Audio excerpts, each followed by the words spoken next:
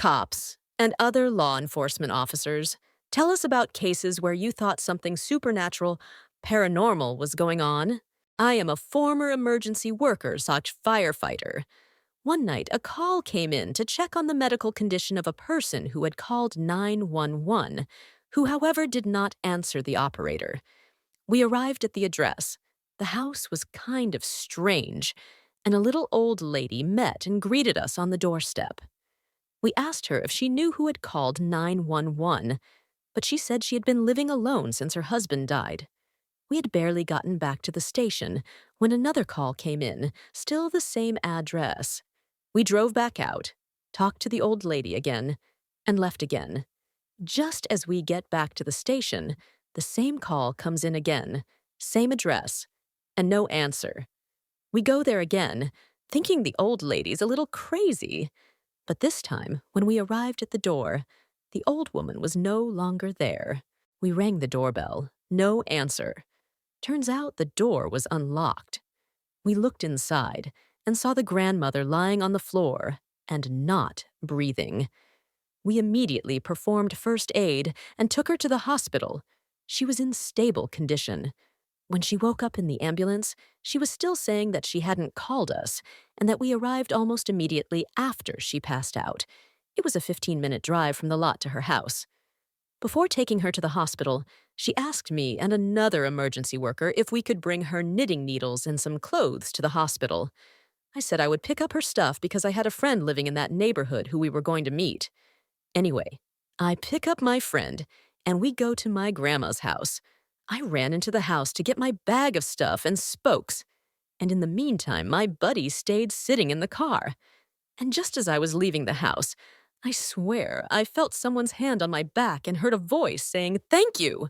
When I got back in the car, my friend asked, why can't this grandmother's husband drive her stuff to the hospital himself? I said her husband was dead, to which my friend replied, "And then, who was that old man in the window who smiled and waved at me?"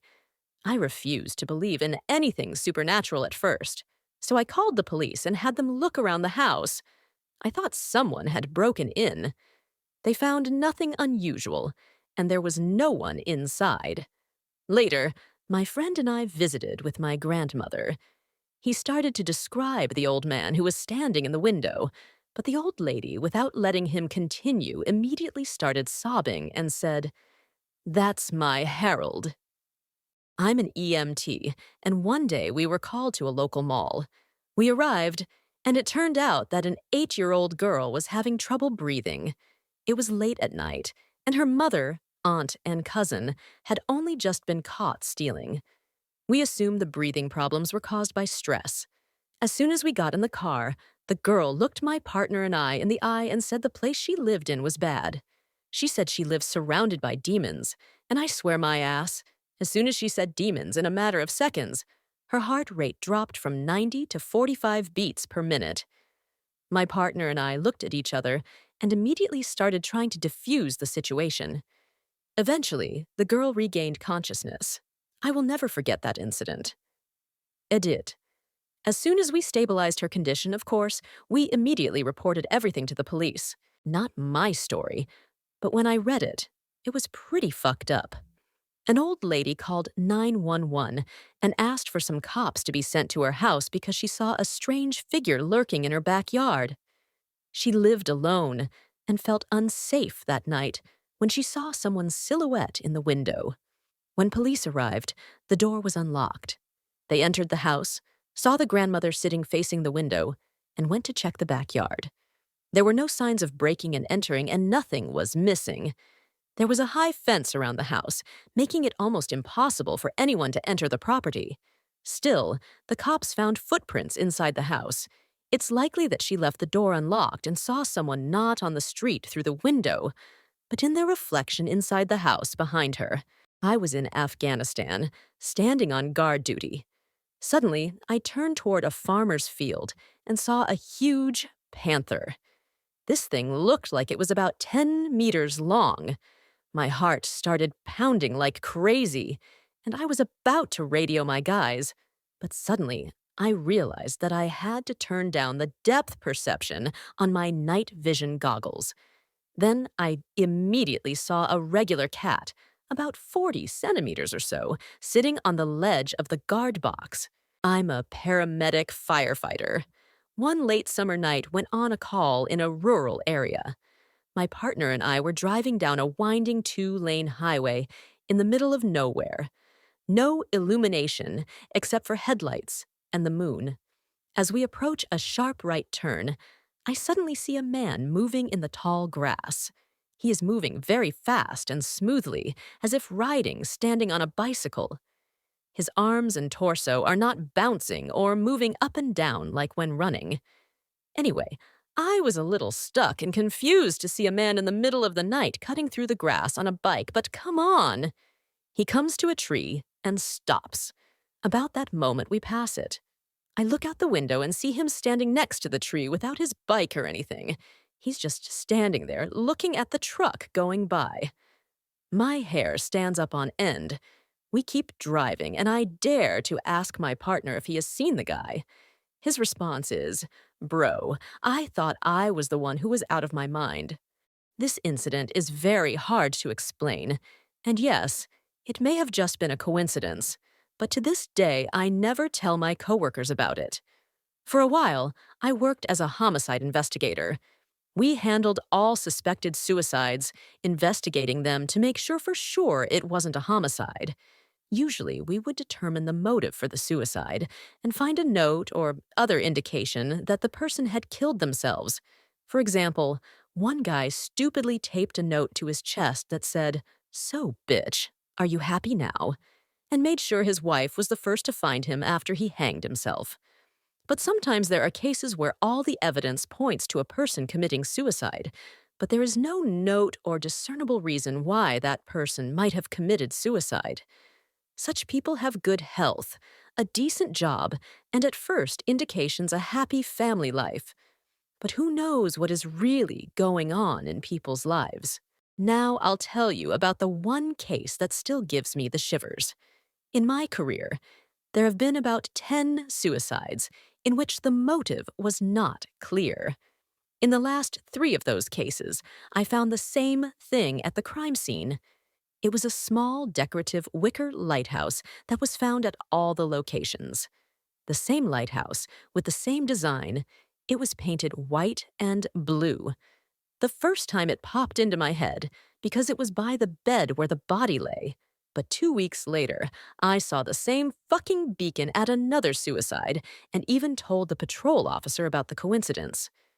A few months later, I went to investigate another suicide and saw the same wicker beacon. It clicked in my mind then that these were always unexplained suicides.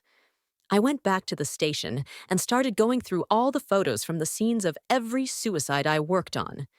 In 2 of them, I saw what could be this wicker lighthouse in the photo, but the angle of the photo was bad, and there was too much miscellaneous junk around to be sure. For sure. I don't know, guys. I thought it was creepy as hell, but after a couple months I transferred and stopped thinking about it. Edit. You ask, maybe it was a serial killer. You know, I highly doubt it. These were all obvious suicides, most of which had no adequate alternative explanation. We always worked every suicide as if it were a murder. A presumed suicide almost always is a suicide, but we always double-check anyway. Also, even though there are actually more serial killers than you think, they rarely leave business cards or anything like they usually do in the movies.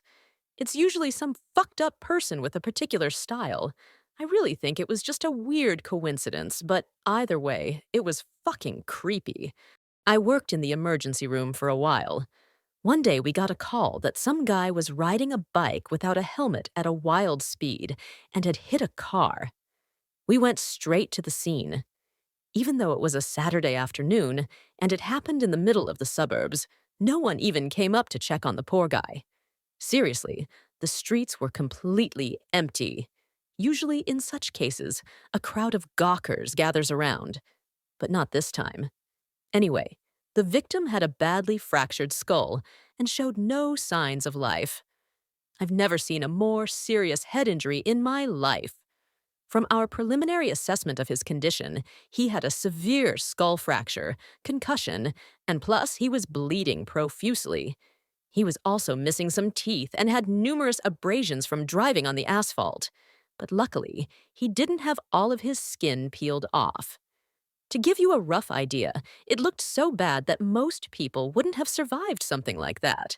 And if anyone did, they'd be a vegetable for the rest of their life. Normally, we would have dragged him from the road to the sidewalk, but when a person has a head or neck injury, dragging him is extremely dangerous. My partner, who was more experienced and trained me since I was still kind of new, went to check his pulse while I started pulling out our equipment. He sat down, held his finger on his pulse for a while, and then stood up and was about to say something when suddenly this guy jumped up. He didn't even use his arms to get up. He just fucking jumped up on his feet. My partner and I were scared as hell. The man looked at us, smiled, and tried to lift the bike. We tried to stop him, but given his condition, we didn't want to push with him. He got off of us and stupidly slinked off into the woods, leaving his bike behind. My partner was even more freaked out than I was. He stood there with his mouth open, watching where the guy was going. Then he turned to me and muttered, "Dude, he had no fucking pulse." I asked if he was sure of that, and he swore on everything he had that the biker was clinically dead. We called the authorities for help, and they sent a search and rescue team into the woods. I don't know if they found him or not, because we don't usually get any information about patients after they get to the doctors. My best guess is that the man with a clouded mind decided to head for his lover's house. Head injuries tend to cause people to bleed wildly, so I'm guessing the guy left a long, red blood trail for the cops to follow.